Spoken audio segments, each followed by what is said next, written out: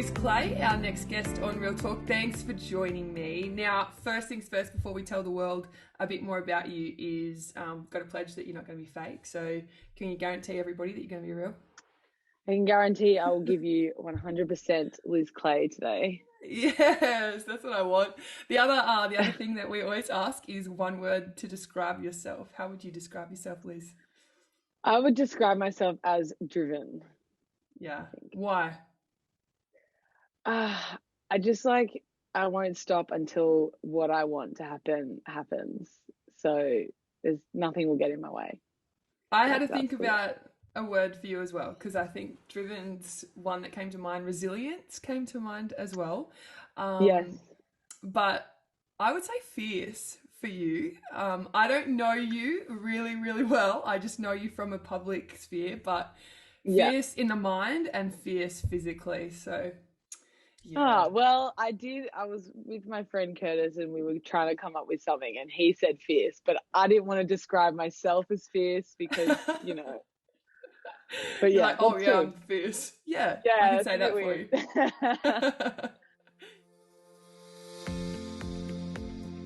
You are an Olympian. When I say that, can you believe it? I feel like this is the first time that I've sat down and talked about anything. So we're probably going to have a lot of whoa moments in this chat. Yeah, I can. It's awesome. It's crazy. Like, that can never be taken away from you ever. Period. Can you let that sink in for a bit? Yeah. Yeah, cool. Okay, I need to know a bit about your story. And I think for our listeners, Liz Clay, you're a 100-meter hurdler. You're the second fastest Australian now to crack that 100-meter hurdle time behind Sally Pearson. But away from the track, who is Liz Clay? Oh, Liz Clay is just a fun, kind of carefree but very compulsive, driven, fierce competitor in all aspects of life, I would say. We were talking about this yesterday. Like, I can be really chill, but also the smallest thing can set me off at any moment. So I'm both ends of the spectrum at all times. Can you give me an example, like when you just lose it? Yeah, I was sitting on a bus back from the village, I think, or we were going to the stadium maybe, and there were these Jamaican girls sitting in front of us and they just don't have any care for anyone else on the bus, and they're watching this video so loud on their phone and it's just Jamaican reggae song that no one wanted to listen to, and I literally was just can you guys please turn that down? That is so annoying. Just flicked the switch and I had to say something. So you're not afraid to speak your mind? No, I will tell you. Great. I will tell you if you're pissing me off. Real. That's exactly what we want anyway. So yeah. I'm getting exactly what I've asked for. Okay. For our listeners as well, bit of background on the track. Basically any hurdle, excuse the pun, you have faced. You have broken your foot a couple of times. I was listening to Jason Richardson after that semi-final at Tokyo, and he rattled off about 6 or 7 different injuries leading up to your time to shine. Can you run us through resilience in your hurdles history and why you continued to just keep beating down that wall to compete? Looking back, I don't even know why I kept going. Any normal person probably would have stopped. It was crazy. But yeah, so basically I went to uni and I was there for 3 years, and it was World Juniors was the second year in 2014, and one of the girls that had been selected for the team as the second runner, she got pulled out for random circumstances. But anyway, she wasn't in the team anymore. So we were like, okay, you need to start training. I just went hell for leather and went too hard too soon, and I had stress fracture in my foot. And I got to the camp, the pre-departure camp, and they told me there. I was like, oh, I've got a sore foot, got it scanned, and I had to go home from the camp, which was really sad. Then 2015 was just like shin stress reactions, femur stress reactions. It was just like one after the other after the other. Like I'd get through one, then I'd come back, and then I'd have another one. And through that whole year, I think that was the year that I really developed this like grit, because like there was just like nothing that was getting in my way. Like I wouldn't be able to run, and I'd be on the bike in the gym literally every day, cycling myself into the ground. It was crazy. I don't like, looking back, I could not ever do that again. But that was a really like pivotal year. It was really tough. But again, I didn't really know how tough I had it at the time. I just thought this was something that everyone went through, and like, you know, it's a part of the sport, I guess. And then 2016, I moved to the Gold Coast, which was a great year. I still did a PB, and like it was all new, so it was all fun. Then 2017, I qualified for World Unis, which was like a kind of the only stepping stone competition to like senior competition. And I had like severe tendonitis, which was annoying. But when I got there, I got the flu because I was like working really hard to save for the trip so I could pay for it. And I just worked way too hard. I wasn't sleeping. I got there, I got the flu, and I was in quarantine, which I never thought I would hear that word again, but here we are in 2021. I was in quarantine in the village for 10 days, and then somehow rolled out of bed to step on the start line. And it was, I think I ran 14:92 I saw the other day, and I was like, wow. It was just really come shit. A long way. And my parents were there, and yeah, it was just, again, like learning experience. And I actually drew so much on that village like games setting for Tokyo. So looking back, it was good that I went because I knew what to expect. Then 2018 was Com Games, and I just choked at the trials. I was in really good shape, but I just missed the mark. And then 2019, I had a freak training accident, and the hurdle, like leg of the hurdle, like went into my fibula, which is like a little bone on the outside of your leg. And basically it was like a cork, and all the nerves and the blood vessels, I didn't know, had compressed. And so the bone wasn't getting any like supply, and the muscles weren't getting any supply. So anyway, I ended up having a stress reaction in there. So I had to pull out of nationals. And then 2020 was COVID. And then 2021 was finally my year, but it was such a long journey. Wow. Oh my gosh. Glass half full kind of gal. That's what I love about this. Always. Wow. Always glass half full. Like everything and anything. But 2021 has really been your year because, like I mentioned, second fastest, you're the 10th fastest in the world now. You missed the semi. So let's take everybody to Tokyo 2020, which is happening in 2021. And you run the heat, you run into the semi-final. Let's go to the start of the semi-final. I'm watching it on TV live. My nerves are through the roof along with the rest of the world. Australia is like, what is going on? But you tell me from your perspective firsthand. Oh my gosh. I was like, have a sip of water if you need a sip of water. No, I'm good. Yeah, I was so ready for the semi. I had an amazing warm up. I pulled up so well from the day before. I did all the recovery things. You know, like the call room process is pretty long, and if you haven't done it before, it can be a bit like daunting. And like you're sitting in the chair next to the world record holder. I was Kenny Harrison, and then you've got Jasmine Camacho Quinn on the other side. Like it's a lot, but I was feeling really cool. I was collected. Anyway, you walk out into the stadium, and you know it should just go. You set up your blocks and you go. And that first start that I had was like so good. I was just like, oh my God, you're kidding. I was on, because we had a false start in the heat as well, and it was the same thing. My first one was amazing.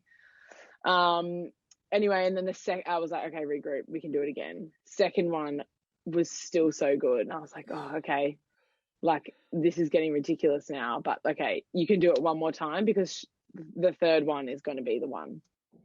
Walk back, go out of the box again. And every time I'm walking back, I'm literally mouthing to myself, like, okay, one more time, one more time. And then the third one, I think I went over the first hurdle on the third one because, like, you know, you build up all this energy, you need to get it out. And everyone in the race was kind of like, what is going on? Like, everyone was getting a bit pissed off. And then by the fourth one, like, you kind of conditioned for the start to be a false start again. So I couldn't put 100% into it because I was just like, it's just human nature, you know, like if you've had 3 false starts and you're trying to go again, your brain's thinking that it's going to happen again. And I hold my breath when I go into set, and I hold my breath the whole way till I'm over the first hurdle. So, and I'd done that 3 times.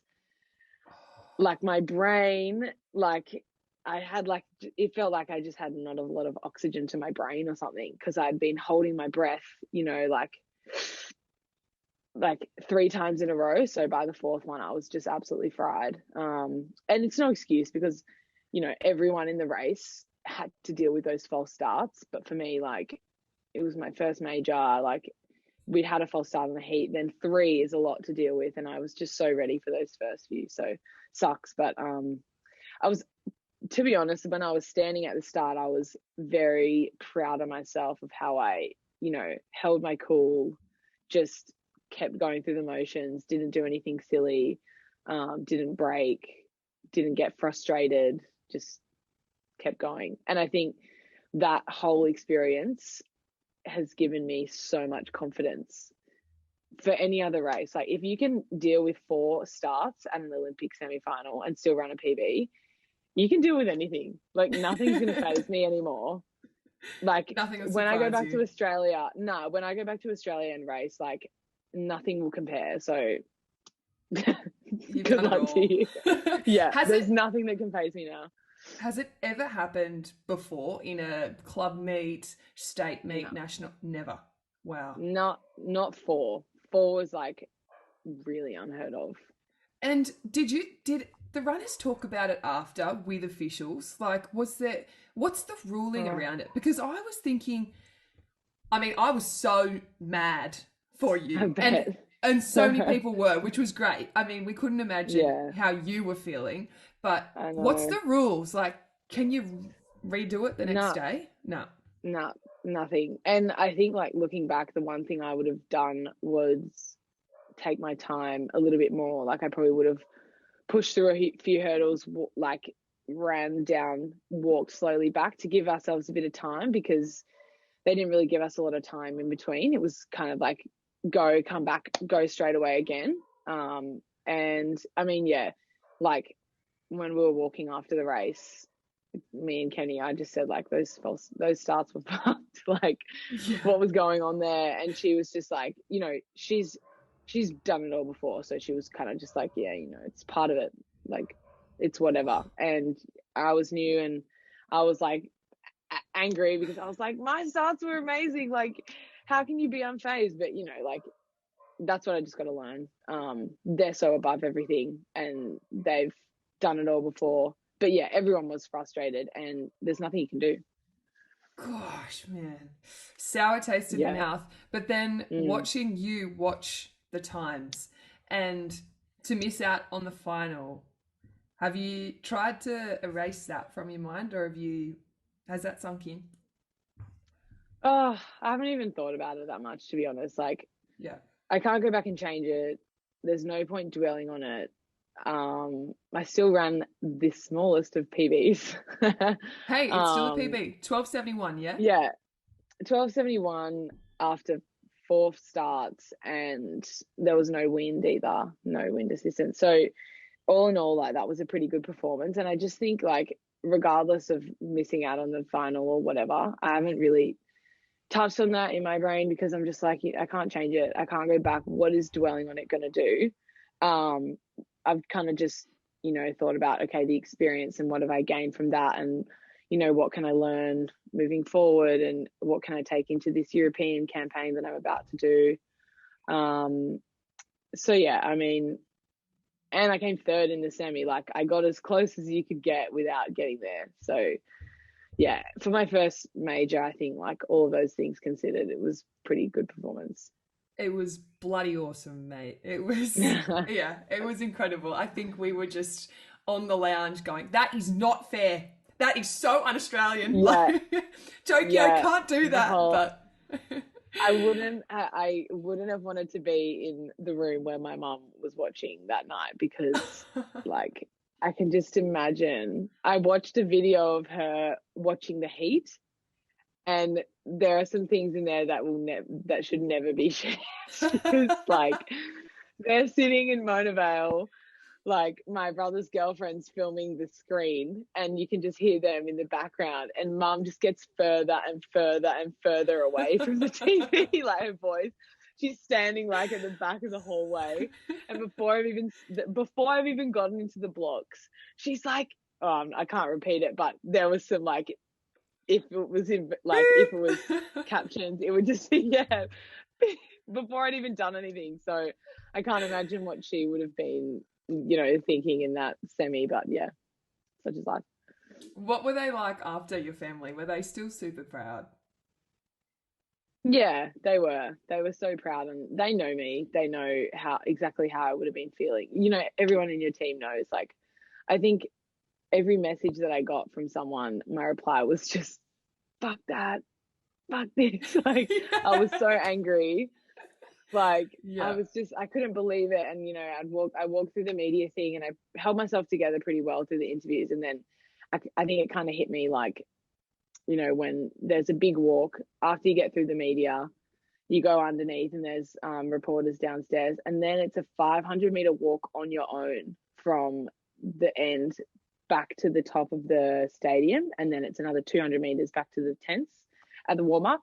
So if you've had a poor performance, which some of my friends did, that is just the most, like, gut-wrenching walk. Like, you're on your own, you're with your thoughts, you probably don't have your phone. It's just like I was just, like, moping all the way back.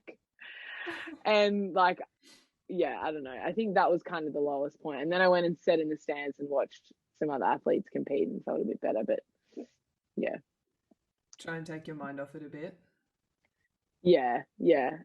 Just that walk, like, even my friend Hannah said, like, you've just competed at the biggest event of your life, and if it doesn't go your way, walking on your own with your thoughts for 5 minutes with no one to, like, no matter how old you are, it was really tough, really tough. Yeah. So Oh, yeah. nothing you can't handle. I mean, I loved your tweet the next day. Good morning to everyone, except the 3 false starts. I got around It's that. That hard was, because, like, I'm not someone to blame something else for my performances. Like, no. I didn't want to come across as, like, that's why I didn't make it. Like, I'm blaming this, I'm blaming that. Like, I did just think it was funny. Like, It it's was. fucking false starts, like, yeah. Yeah, it was good. It was good character. We'll get to your European tour in a second, but in terms of Yeah. obstacles, what has been the hardest thing for you? Like, yes, we've spoken about all the injuries, but is there a time in your career where you've gone, nah, I'm done here? I don't think there was ever a time where I was like, I'm done, like, I'm finished, because I just, I'd done my uni degree, and I had kind of started studying another one, but, I wasn't really, my heart wasn't in it. Athletics was really the only thing that I was so passionate about, that I wanted to do. It was like, it gave me routine for every day. It gave me something to do. It gave me, goals. So there was never a question of, like, I'm not going to do it anymore. But when I was in Europe, with my best friend Ella, we were doing what I'm about to do now. But I was in way poorer shape, and it was all new, and I probably shouldn't have gone. But yeah, we were sitting on this rooftop in Belgium, and we had this like 4-hour conversation about like, you know, lifestyle and balance and what I can change and where I can do things better. And like that conversation was like a game changer for me. We just like kind of Wow. unpacked so many things that I was missing out on and like things that I needed to change.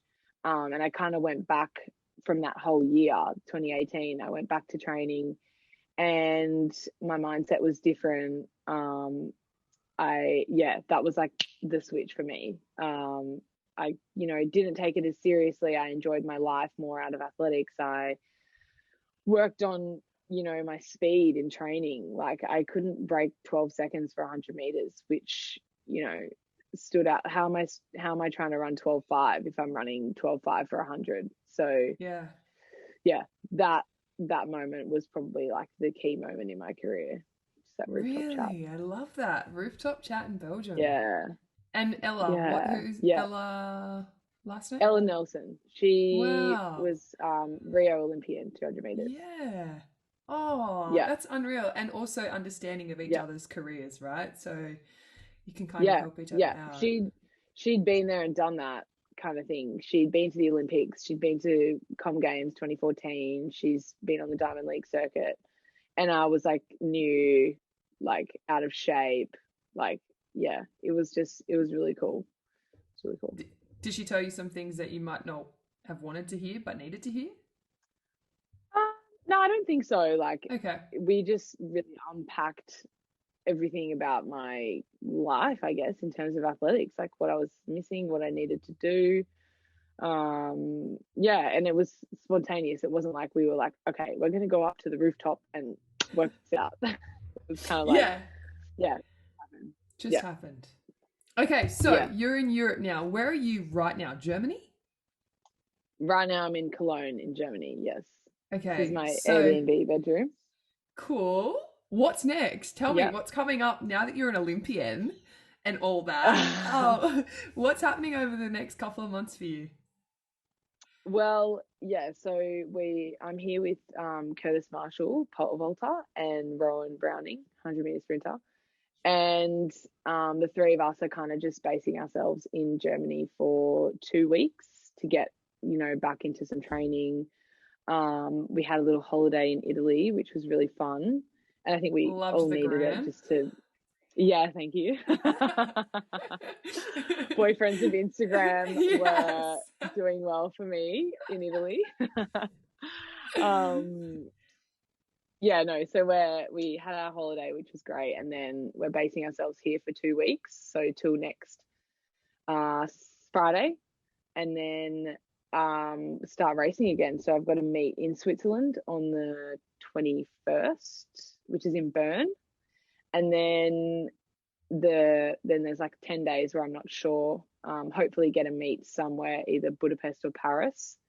But when you come over here, you kind of like, you come and then you we've just put my name forward for every meet, and if I get into the ones that I want, great, and if I don't, then we'll just find a smaller meet somewhere else. Because at this point in the season, it's all about, you know, getting experience. I know there's a 12.6 in me somewhere that's just like bursting to get out, so I'm working towards that, and just enjoying being on the other side of the world, and doing what we love. So yeah. And having a bit more freedom over there too, probably. Um, Yeah. so can you let us understand then? Because I think our listeners would be interested. You just go over, pack a bag, and do you win money at these meets? Like people probably going, how are you affording this? And is your coach there? Yeah. No. Yeah. So basically after Tokyo, like everyone had the opportunity to say that they wanted to, where they wanted to fly from. They could either fly home to Australia or they could fly here. And, you know, I've been in the Gold Coast all year watching people overseas compete, knowing that I'm definitely good enough to be in contention in those races. So I was like, I'm going over there after Tokyo. I feel like I've been missing out. I want to race all those international competitors and, you know, be in those bigger meets and be pushed by 12.5, 12.6, 12.4 girls. So yeah, anyway, and then you come over here, you do win money. All meets have prize money, and the meet pays for you to, most of them pay for your flight and accommodation to go to the meet. So they, sort out your flight from wherever, Cologne to Switzerland, and then they'll transfer you to Bern. You get 1 or 2 nights in the meet hotel, like your food's all done. And then, yeah, you win prize money. Like some meets are like, obviously Diamond Leagues, like, is amazing prize money. And some of the smaller meets are not so much. But yeah, you do that. And then, I mean, like, you might come over here and run 6 meets and not make any money, and that's a reality that could happen. But for me, it's like, this is my job now. Like, I should be over here doing these meets, whether it's, going to be out of pocket or not. Like, it's not really a factor. So yeah, and then you just hop around. I think we'll probably just hop around to each meet and each, city that we are competing in until we go home, pretty much. I love it. Which we haven't heard a thing about flights. Wow. They're very hard to come by at the moment. So we've kind of all just like left that in a basket over there and worrying about that when it happens. Oh my God. You know what? Just stay there until Paris 2024, because that's probably what it's looking like right now. Honestly, if I could do that, I would. I love it over here. It's great. That's so cool. That is so cool. Yeah. So you studied exercise science, is that correct? Sport and exercise science. That just because I didn't probably tick that one earlier in the interview. You're over there. What is the maximum and minimum amount that you can earn if you win? Like the big ones? What are you looking at? I don't even know off the top of my head. I feel like maybe a Diamond League win is probably like 10,000, I think, US. And then it goes down in places from there. But like, you have world record holders and world champions and Olympic champions in these meets. So yeah, for me, it's not about the money. Like, I couldn't give a shit. I just want to be there and compete, Yeah. I just love it. I just love that you are over there with 2 other guys from Australia and you're just hopping around competing. This is your job. You're right. I feel like there's listeners tuning in going, oh, that sounds appetizing, but they just can't do the hurdle part like you. So they might not pick it up. Now, I also saw your nickname, Lit. Lit, is that correct? How did you get that? I don't know if that's a nickname, but some of my friends still call me it. It was when I first moved to the Gold Coast, and that saying had like just become a thing. It's lit, I think. And I had all my friends over for dinner, my new training partners, because I'd only been there for a few months, and I left my laptop out on the kitchen bench, and my friend Cooper went in and changed my name on Facebook to Lit, and then I couldn't change it back for 30 days or something. And then it kind of just stuck because people started calling me it. Like, it's pretty embarrassing, honestly. But anyway, I changed it back like maybe a year or so later. And when I changed it back, all these shit things started happening to me. Like, I got injured, I ran shit, like I missed out on competitions and whatever. And I was like, you know what? I was doing way better when my name was Lit, so I'm going to change it back. And now it's stuck. Lit Liz. It's got a good ring to it. Yeah, I reckon that's brilliant. Oh, keep it. Don't change it. So it's still Lit Liz. I'm going to keep it now. Yeah. No, cool. it's Lit Clay on Facebook now. Lit Clay. Yeah. Lit Liz Clay. Not good. There's something in that. That for sure. Journos love alliteration, so this is just working perfectly. Well, yeah, they can have it. Okay, last one before I wrap things up. Something we don't know about you. Is there something we don't know about Liz? Can you do any cool tricks? Have you got any superstitions? I mean, there's probably so many things that people don't know. Oh, well, I've got some time. Come on. I mean, like, I think people know this, but I used to be a dancer. from when I was like 2. And it's kind of crazy to me that I spent my whole life dancing up until I was 18.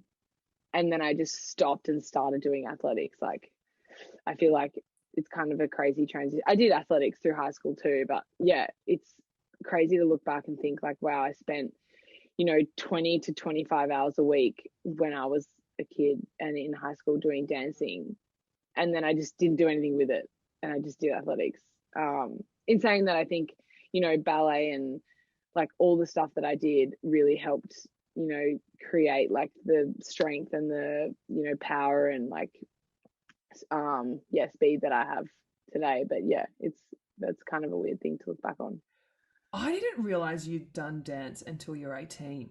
Wow. Yeah, I stopped. And like I wouldn't call it like professional, but I still like did it until I did it through my first year of uni, which is insane. What? Like I know. So Yeah, ballet, jazz, all of it. Yeah, what was your favorite? all of it. Probably jazz, I would say, like hip hop kind of. Oh Yeah. my gosh, you can dance. Yeah. Well, yeah, I can Oh, dance, and I do miss it because like, you know, it was just like whenever I think about it, it was just such a fun way to like move your body and like I like music is probably my number one like not hobby, but like I listen to music 24 hours a day. Like I just love it. It can pick my mood up instantly. Like I'm really like passionate about my Spotify playlists. Like, and so like, I'm all like when I'm on my own, I'm always like dancing. I'm dancing in my room. I'm dancing at training. I'm like, I do miss it a lot because it was just, yeah, such a fun way to move. It makes you feel good. yes, 100%. You Mm. hit the nail on the head. Okay, like when I said, oh my God, you can dance, I knew you can dance, but I'm more thinking at the nightclub, you're that chick that gets out the really cool dance moves, and I'm here going, yeah. I mean, like, I'd have to have a few tequilas for some dance moves to come out at a nightclub. I want to But see yeah, that. like, I've got rhythm. I've Yeah, got you rhythm. do. There you You're gonna have go. to share your playlists with us on Spotify. Are they all I like will. public? Yeah, I'm pretty sure most of them are public. So it's just Liz Clay. I It's actually because it's connected to my Facebook. Oh, It's stop. Lit Clay, and which makes it very easy to find. Perfect. After this, I'm definitely going on and we're sharing that. I love it. Great, Oh, great. that's awesome. Have the best time over there. Or I'll leave you with this. More to do, more to come. They were your wise words on your Instagram and I loved it. Well, I actually stole those from my team that I support in the NBA, the Suns, Phoenix Suns. Yeah. When they were moving through the playoffs to the finals, like that was their saying at the end of every game, even if they won or lost, it was like more to do, more to come. And I don't know if people picked up on that because, I've got a few like Suns followers, but yeah, that was exactly how I felt. And that was my team's like motto. And I was like, you know what, I'm going to put that up there. I love it. I love it. And I can't wait to see what you got coming up, girl. We appreciate you on Real Talk. That was Thank awesome. you. Thank you so much.